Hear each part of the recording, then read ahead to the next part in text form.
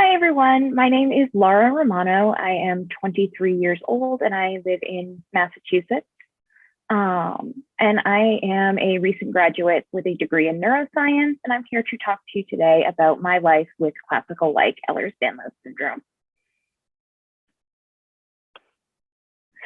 So again, my name is Laura. I use they, them pronouns, and just some other things that I'm involved with is I am a member of the Young Adult Representative of the Rare Disease Legislative Advocates. I'm a participant in a group called Next Step, which helps young people with chronic illnesses. And I was recently appointed to be a member of the Council on Disability in my hometown of Pepperell, Massachusetts. Just a disclosure, I have nothing to disclose before this presentation.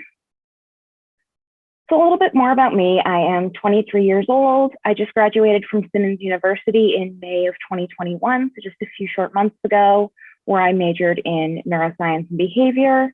I'm planning to pursue a degree in Speech-Language Pathology to hopefully work with children someday in a speech therapy setting. And I live my day-to-day life with classical-like Ehlers-Danlos syndrome. So my diagnosis journey has been a little bit of a roller coaster. I was born in 1997, and as early as elementary school, I started having a lot of joint problems, as well as a bunch of other health issues that seemed very unconnected. So no one really knew what was going on. I was finally given a diagnosis of weak ankles and told that if I wanted to continue to dance, that I would just need to strengthen them. And then by the time I was in middle school, I had actually injured my ankle so many times that I ended up with nerve damage from the amount of casting I had been in to treat different orthopedic injuries. So in 2011, I had my first ankle surgery, and that was when I connected with the orthopedic surgeon, who would ultimately be the one to put the pieces of the puzzle together 6 years later, when he realized that I probably had Ehlers-Danlos syndrome.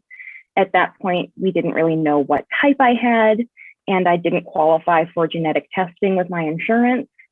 So it was just sort of left at that. And then just this year, we confirmed that it is classical-like Ehlers-Danlos syndrome. So in terms of daily management, my big thing is pain management and reducing my risk of injuries. So as you can see in the photos on the right side of the screen, those are some of just one of the many types of braces that I wear, depending on the day. So these are my ankle foot orthoses, or AFOs.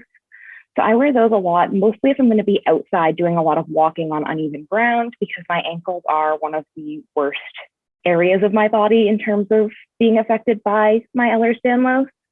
I have frequent dislocations of those joints. But depending on the day, my daily management looks different from day to day. Some days I don't really need to do much of anything. And then other days I'm really heavily affected and I need a lot of bracing or taping. I might need to be using crutches.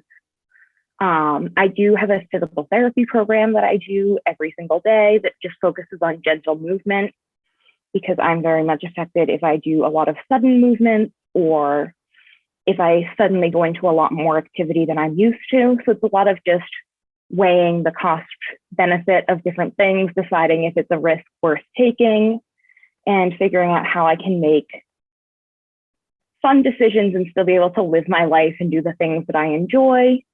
Like, I enjoy spending time outside with friends and families. I love to travel. I love to go and see performances of shows at the theater.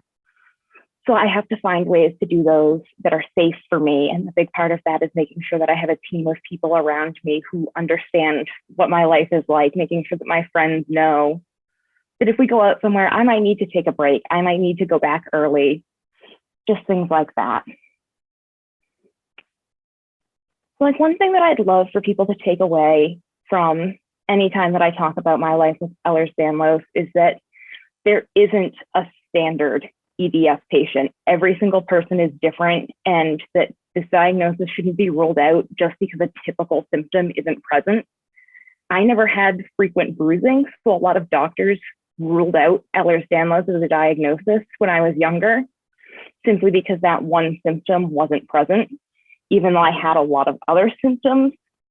So one thing I really hope that people would get out of me sharing my experience and my story is that someone may look completely normal, but they might have this condition because you don't know a person's whole life story and their whole medical history just by taking one look at them. So I think people should keep an open mind and see how broad Ehlers-Danlos truly is and how many of us there are out there. So I just want to thank everyone so much for your time. And if you wanted to get in touch in any way, my email and my Instagram account are listed on the right side of your screen. So I would love to hear from people, connect with other people who might have similar experiences or want to learn more. And again, I just want to thank you again so much.